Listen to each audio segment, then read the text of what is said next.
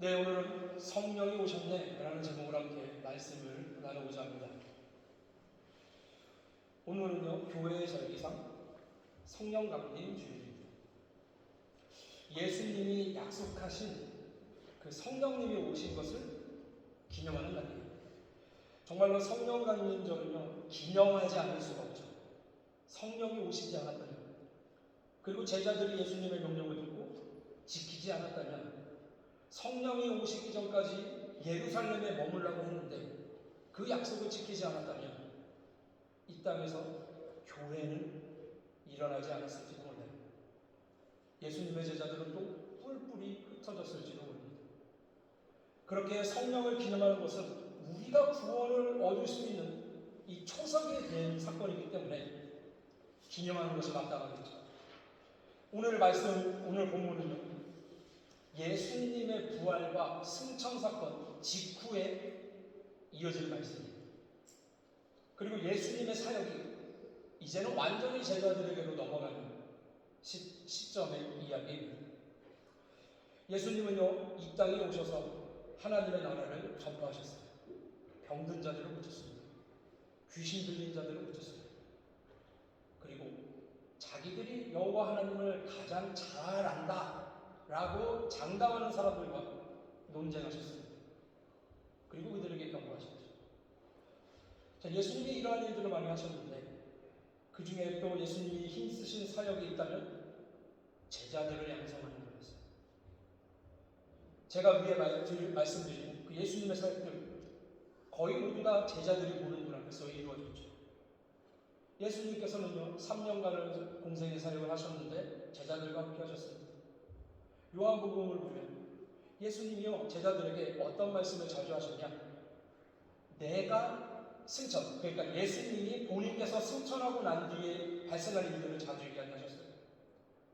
그런데 거기에 주된 내용이 뭐였냐면 성령님에 대한 이야기였습니다.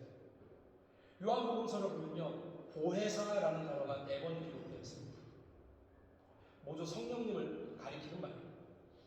요한복음 14장 26절에 보면 보혜사, 곧 아버지께서 내 이름으로 보내실 성령, 그가 너희에게 모든 것을 가르치고 내가 너희에게 말한 모든 것들을 생각나게 하시리라, 이렇게 말씀합니다. 그리고 요한복음 16장 7절의 말씀을 함께 봅니다. 있나요? 네, 함께 있습니다. 시작. 그러나 내가 너희에게 실상을 말하노니 내가 떠나는 것이 너희에게 유익이라. 내가 떠나가지 않으려면 보혜사가 너희에게로 오시지 아니할 것이요, 가면 내가 그를 너희에게 보내리니. 아멘. 예수님이요, 십자가를 지시기 전에, 부활하시기 전에 이미 이런 가르침을 미리 주셨다는 거예요. 특히 요한복음과 누가복음, 그리고 누가복음과 이어지는 이 사도행전에 성령님이 많이 등장을 합니다.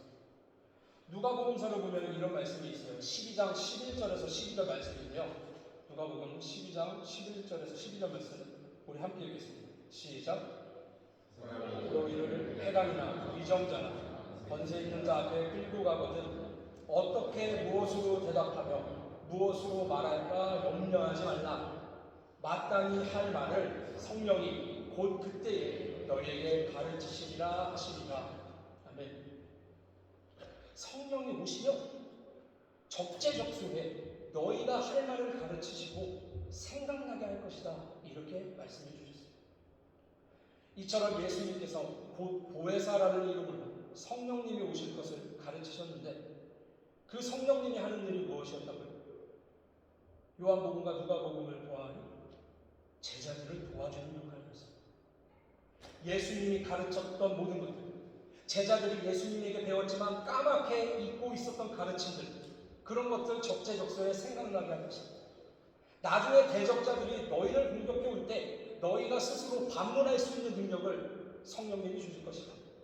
그러니 내가 가고 성령님이 오시는 게 오히려 너희에게 유익이다, 이런 말씀을 주신 거죠. 그런데 예수님이 부활하신 후에 그 40일간의 행적을 한번 살펴보면 재밌는 장면이 있어요. 예수님은요, 부활하셨고 40일간 이 땅에 머물렀다고 말씀을 기록을 합니다. 그런데 그때 더 많은 기적들을 보여줬으면 좋았겠으나 제자들이 기록한 이 사복음서 보면 그 부활과 좀 맞먹는 걸맞는 오병이어 같은 그런 큰 기적들이요 부활 이후에는 없어요. 그냥 소소하게 어떤 내용들이 기록되어 있습니까? 부활 이후의 행적들을 보면 제자들 갑자기 제자들 앞에 나타나는 이야기, 갈릴리 앞바다에서 만나서 같이 생선 구워 먹은 이야기, 이런 이야기들이 기록되어 있고 많은 사람들에게 드러나지도 않았어요. 부활하셔가지고 예루살렘 성전 꼭대기 딱 올라가셔가지고 자신을 드러내고 봐라 내가 3일 만에 부활한다고 그랬지, 이런 일 했으면 더 임팩트가 있었을지도 몰라요. 그런데 예수님은 그렇게 하지 않았습니다. 기적을 더 많이 보여주지 않았고요. 40일 동안 어땠어요? 자신을 철저히 좀 숨기시고 제자들과 함께 하셨어요. 근데 여기에 분명히 더 큰 계획이 숨어 있었다는 거죠. 그건 무슨 계획이었어요? 바로 앞으로 오신 성령을 받을 만한 제자들을 다시 세우고 점검하고 양육하는 거였어요. 야훼 하나님의 시대가 가고 예수 그리스도의 시대가 가고 지금 성령 하나님께서 함께 역사하시는 시대죠. 예수님을 믿는 자들에게 성령을 부어주시고 예수를 따르는 자들로 하여금 이 시대를 살아가며 복음을 전해야 되는 그런 성령의 시대가 시작된 거고 지금 이어지고 있는 거죠. 그러면 예수님에게는 누가 필요했겠습니까? 앞으로 오실 보혜사 성령 하나님, 그 성령 하나님을 받을 만한 제자들이 필요했다는 거죠. 많으면 많을수록 좋았습니다. 그런데 알만한 사람들이 어때요? 부활 이후에 직후의 행적을 보면 예수님이 부활하시고 나서 보면 알만한 사람들이요 예수님이 부활했다는 기쁨의 소식을 전해 듣고도 예수님이 부활하셨구나 그랬구나 예수님 부활하셨다 하면서 둘이 떠들면서 어디로 가고 있어요? 엠마오로 가고 있던 제자들이에요. 그래서 예수님이 그들 차이에 갑자기 끼잖아요. 찾아가잖아요. 왜 찾아갔겠어요? 성령 받을 사람들 더 모으기 위해서, 이 땅에 교회를 세우고 이끌어갈 사람들을 더 모으기 위해서. 그래서 40일 동안은 제자들과 지내신 거죠. 시간이 얼마 남지 않았습니다. 성령의 시대를 이끌어갈 이 초석을 만들어낸 제자들을 교육하고 독려하셨습니다. 그리고 지금 우리가 그들의 유산을 따라가고 있는 거죠. 예수님께서 승천하실 때 제자들과 함께 있을 때 이런 명령을 주셨습니다. 우리 사도행전 1장 4절을 말씀하게 보겠습니다. 함께 했습니다. 시작. 사도와 함께 봉사 그들에게 중보하여 이르시되 예루살렘을 떠나지 않고 내게서 들은 바 아버지께서 약속하신 것을 기다리라. 기다려라. 뭘 기다려라? 약속하신 성령님이 오실 때까지 기다려. 그래서 몇 명이나 모였어요? 오늘 본문 이후에 15절에 보니까요 모여있던 사람들이 120명입니다. 함께 모여서 성령을 기다리며 기도에 힘쓴 사람이 120명이었습니다. 그리고 이어지는 본문이 1장 15절에 120명이라고 기록되고 오늘 2장을 봤죠. 그리고 이어지는 본문이요 오늘의 본문이 1장에 나타난 120명의 사람들을 넘어서 더 많은 수많은 인파가 이미 예루살렘에는 모여 있었습니다. 절기였기 때문이에요.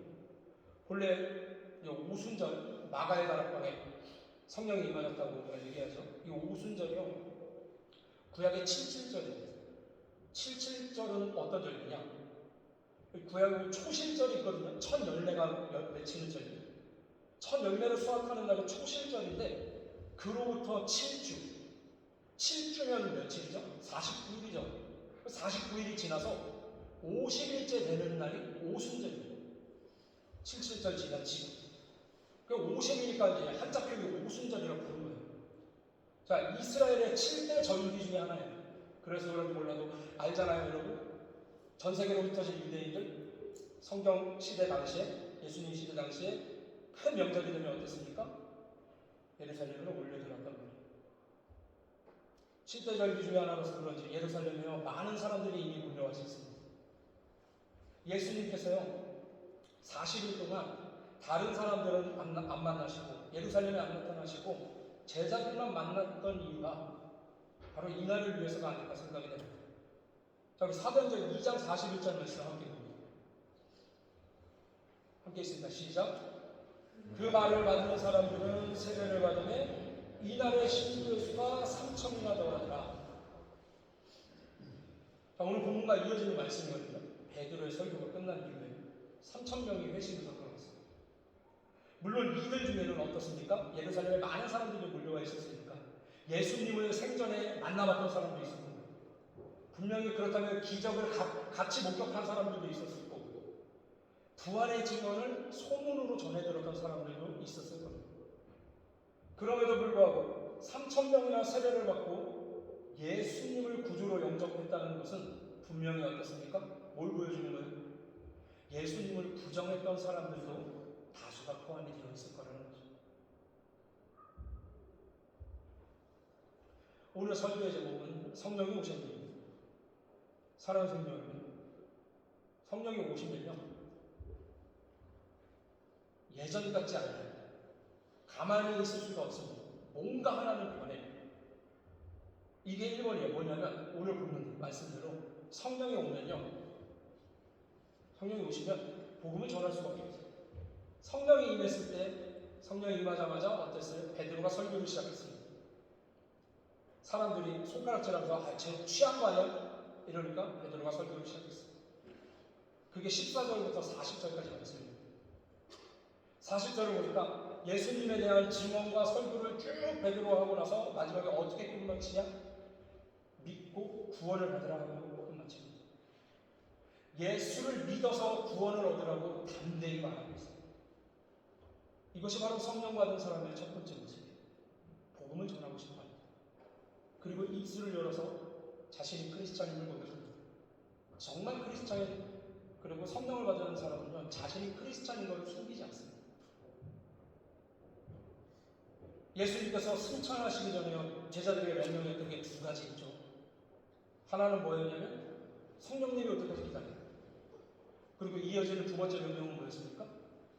모든 민족을 제자로 삼아서 아버지와 아들과 성령의 이름으로 세례를 베풀고 가르쳐 볼지어다 내가 세상 끝날까지 너희와 항상 함께 있을 것이다. 두 번째 명령은 전하라는 거였죠. 사랑하는 성도 여러분, 예수님의 이 마지막 명령은 결국 전도와 선교의 명령이었죠. 그런데 생각해보면 전도와 선교를 사람의 힘으로만 감당할 수 있습니까? 그 절대 안 되는 일이에요. 특히나 이 당시에 예수님이 명령을 주셨던 당시를 한번 생각해보면 더더욱 말이 안 되는 불가능한 상황이었죠. 세상의 모든 길은 로마로 통하는 그 시대에 전 세계의 진정한 왕은 로마 황제 한 명이었는데 유대인의 왕이 따로 있고 죽었다가 부활한 왕이 있고 이 사람은 사람인 것 같지만 사실 창조주의 아들입니다. 그리고 죽고 나서 다시 부활해서 하늘로 그 모습 그대로 승천했는데 다시 모습 그대로 다시 올 거라 했다. 그러니까 로마 황제 말고 이 사람을 믿어라. 그래야 구원을 얻는다. 그 시대에 이렇게 전할 수 있습니다. 이러한 시대적 상황에서 사도들은 전도를 해야 됐습니다. 잡혀가서 고문을 당하거나 맞아 죽거나 뻔한 상황이었습니다. 그런 상황에서 인간의 힘으로 가능할까요? 저는 절대적으로 불가능한 일이라고 생각을 합니다. 그래서 예수님이 약속하신 무엇을 보내주신 거예요? 성령을 보내주신 거예요. 성령의 역사가 시작된 거죠. 본격적인 성령의 시대가 시작이 되었습니다. 보혜사 성령님이 오시면 어떤 일이 일어날 것이라고 예수님이 말씀하셨어요? 성령님이 친히 할 말을 가르쳐 주실 것입니다. 그리고 보란듯이 베드로의 설교가 시작이 된 거예요. 우리들은 취한 게 아니라 약속했던 성령을 받는 것입니다. 그러면서 너희도 예수를 믿어 구원을 얻으라. 이런 설교를 했어요. 어떤 상황에서 이런 설교를 한 거예요? 성령을 받은 사람들이 각기 다른 지역 언어로 방언하려고 주변에 몰려온 사람들은 조롱하고 비웃었단 말이에요. 술에 취했다고. 그러한 상황에서 베드로가 설교를 하면서 임팩트 있는 한마디를 했어요.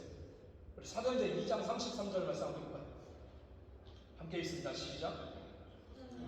오른손으로 예수를 부르시되 성령을 아버지께 받아서 너희가 보고 듣는 이것을 부어주셨느니라.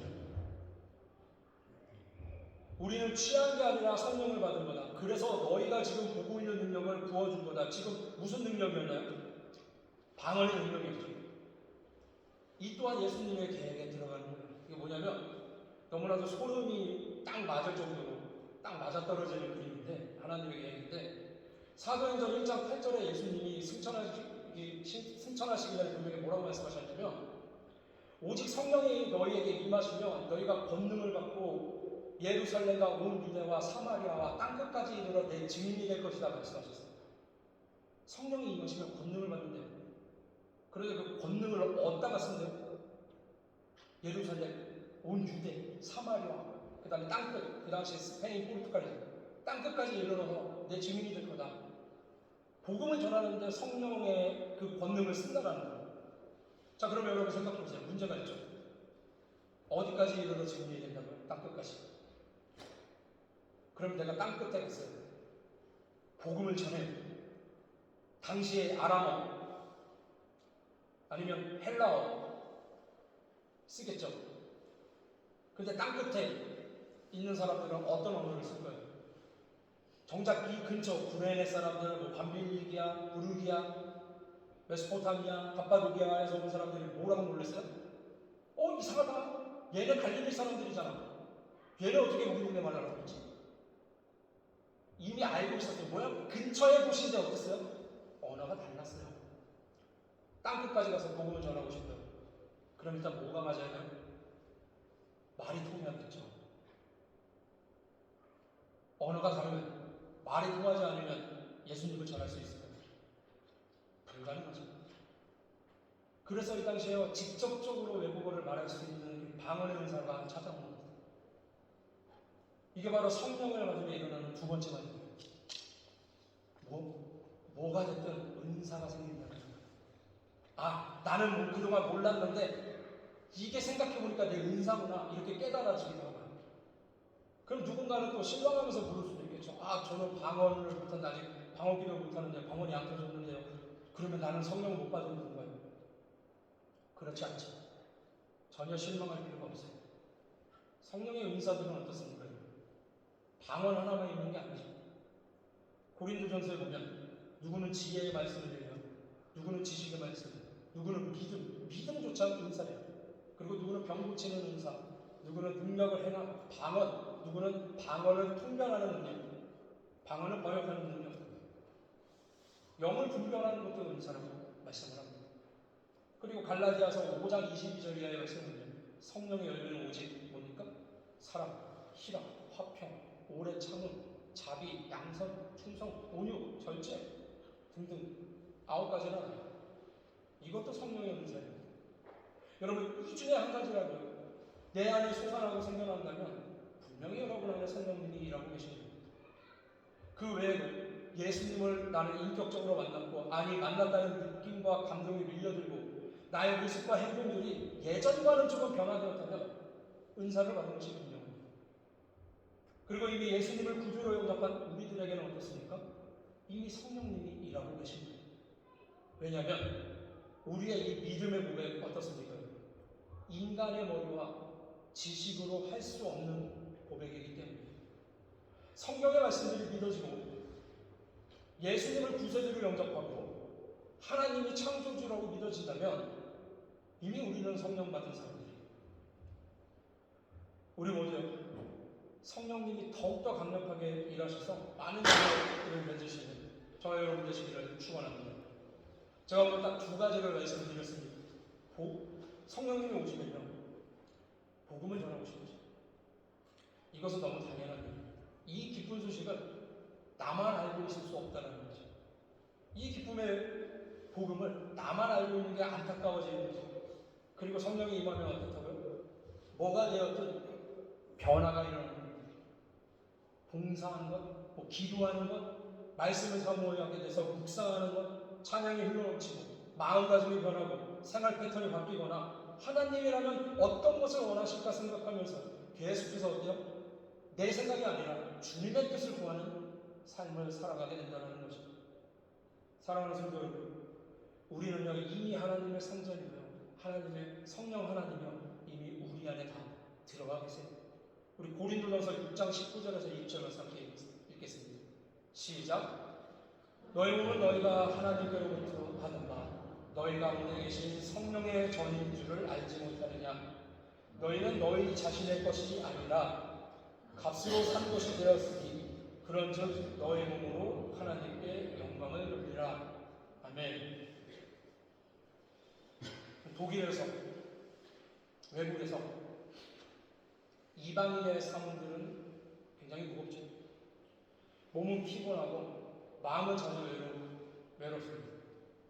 이것은 유학생이나 이민자들뿐만 아니라 독일에서 태어났지만 한국인의 외모를 갖고 있는 분들도 마찬가지일 거예요. 낯선 환경 속에서 버티며 산다고요. 어떤 생각 듭니까? 그냥 하루하루 지나보면 나는 그냥 버티고 살아내는 사람인 것뿐이구나, 이런 생각이 들 수도 있어요. 그러면 어떻습니까? 신앙도 점점 뒤로 밀려, 기도는 갈수록 짧아지고, 찬양은 사라지고, 마음은 메말라가고, 현실의 그게 하나님보다 커 보여요. 하나님은 내 곁에 없구나, 이렇게 느껴질 때도 있겠죠. 하지만 그런 우리에게 하나님이 분명히 말씀하시는 거예요. 너희 몸은 성령의 전이다. 고린도전서에서 표현한 성령의 전에서 전이요, 헬라어라는 나우스라는 단어를 쓰는데, 헬라어 나우스라는 단어를 쓰는데, 이 말의 뜻이요, 이 성전 전체가 아니라 그 임재가 머무는 가장 강력한 자리, 즉 지성소를 의미합니다. 즉 하나님이요 단순히 우리를 보고 계신 게 아니라 우리 안에 임재하시면서 함께 거하고 계신다는 거예요. 놀라운 소원입니다. 그러니까 여러분이 자취하면서 혼자 집에 외롭게 있을 때, 아니면 혼자 외롭게 새벽에 출근하는 그 자리에, 혼자 아파서 눈물을 흘리고 있을 때, 아픈 몸으로 말없이 버티고 있는 일터 가운데 성령 하나님이 함께 하시는 거예요. 우리는요 그래서 더 이상 세상이 말하는 것처럼 값싼 존재들이 아니에요. 그냥 인간, 먼지 한 톨, 이게 아니에요. 우리는 하나님의 성전입니다. 성령님이 이미 우리 안에 함께 계신다는 거예요. 그러므로 우리의 삶은 어떻게 됩니까? 달라져야 돼요. 죄와 타협할 삶이 아니에요. 절망하고 낙심할 인생들도 아니에요. 돈과 성공에 묶여서 영혼을 팔아놓은 게 삶도 아니에요. 왜냐하면 우리는 어떻습니까? 예수님의 핏값으로, 예수님의 보혈로 지불을 해서 예수님이 사신 인생이에요. 그런 귀한 존재들이기 때문이죠. 여러분, 이 땅에서의 현실이 아무리 무겁고 삶이 지치더라도 우리의 정체성은 변하지 않습니다. 우리는요 세상이 소비하는 그런 사람, 우주의 먼지 하나 이런 존재가 아니라 하나님이 거하시는 성전이에요. 예수님의 뭐를 지불했다고요? 핏값을 지불했다는 거예요. 그리고 구매한 하나님의 성전입니다. 그러므로 오늘 다시 한번 기억하십시오. 내 안에 하나님이 거하십니다. 이 한 가지 진리가 무너진 우리의 마음을 다시 세우고 여러분의 지친 삶을 거룩하게 회복시킬 것입니다. 오늘도 우리의 몸으로 하나님께 영광을 돌리며 살아가시기를 축원합니다. 그런데 한 가지 마지막 문제가 있습니다. 분명히 임재하고 계세요. 그래서 여러분 찬양 중에 임재라는 찬양 있잖아요. 저는 그거를 이해 못하는 사람인데 뭐를 이해 못하느냐, 목사님들 중에 임재라는 찬양 가사가 잘못됐다고 맨날 이렇게 욕하시는 분들이 있어요. 이미 와 계신데 임재해달라 한다고. 근데 그 말도 맞는 말입니다. 그런데 성경을 보면 분명히 말씀에 나타나요. 뭐가 있습니까? 하나님이 받으시는 예배와 안 받으시는 예배가 있어요. 이미 성령 하나님이 우리 안에 임재해 계시면 우리가 다 아는데, 그럼 좀 더 강력하게 역사하셔서 우리가 드리는 예배나 우리가 올려드리는 기도나 이런 모든 것들이 주님께서 좀 받아주시는 예배가 되게 해주십사 하면서 그런 찬양을 부르는 거라고 저는 생각하거든요. 근데 왜 하나님이 받는 예배가 안 받는 예배가 생기죠? 하나님은 중심을 보시기 때문이죠. 그래서 이런 문제가 생깁니다. 분명히 우리 안에 성령님 계세요. 왜? 예수님을 믿는 자들이기 때문에 이미 와 계세요. 충분히 역사하고 계세요. 그런데 한 가지 문제가 있죠. 성령님을 마음속에 가둬놓고 일 못하게 받고 나는 내 뜻대로만 살아가고 있지 않아요. 그래서 우리는 어떻습니까? 마음의 문을 열고 들을 귀를 열고 마음밭을 기경하고 하나님 말씀을 마음에 심고 하나님의 말씀대로 살아가려고 노력을 해야 하는 거죠. 제가 가장 좋아하는 말씀 중에 하나인데 우리 함께 읽겠습니다. 요한계시록 3장 20절 말씀 보여주세요. 없나요? 자, 제가 읽을게요. 요한계시록 3장 20절 보면 이런 말씀이 있어요. 볼지어다 내가 문 밖에 서서 두드리노니 누구든지 내 음성을 듣고 문을 열면 내가 그에게로 들어가 그와 더불어 먹고 그는 나와 더불어 먹으리라. 아멘. 그렇다는 얘기는 뭐예요? 성령님이 이미 계셔도 닫힌 문이면 계속 노크를 하고 있다는 거예요. 그런데 여러분 우리의 마음이요 우리의 신앙이요 점점 멀어지면 기도가 짧아지고 찬양이 안 나오고 하나님과 멀어지면 어떻게 되는 줄 알아요? 이 노크 소리도 점점 작아집니다. 그렇기 때문에 스스로를 돌아보고 스스로를 결단하고 스스로를 점검해서 마음을 열 수 있어야 돼요. 사랑하는 성도 여러분, 혹시 이 말씀처럼 여러분 문을 닫고 계신 건 아니에요. 마음의 문을 열고 주님께 온전히 내어 맡기시길 바랍니다. 그러면 분명히 성령을 받아 변화되고 또 복음을 전하는 그러한 기쁨과 사명을 감당하는 우리 모든 성도분들이 될 수 있습니다. 할렐루야.